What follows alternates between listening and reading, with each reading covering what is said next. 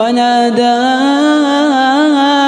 أصحاب الجنة أصحاب النار أن قد وجدنا ما وعدنا ربنا حقا فهل وجدتم ما وعد ربكم حقا؟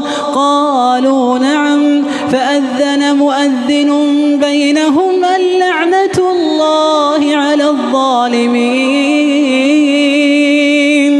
الذين يصدون عن سبيل الله ويبغونها عوجا وهم بالآخرة كافرون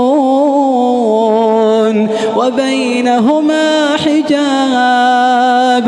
وعلى الأعراف رجال يعرفون كلا بسيماهم ونادوا أصحاب الجنة أن سلام عليكم لم يدخلوها وهم يطمعون. وإذا صرفت أبصارهم تلقاء أصحاب النار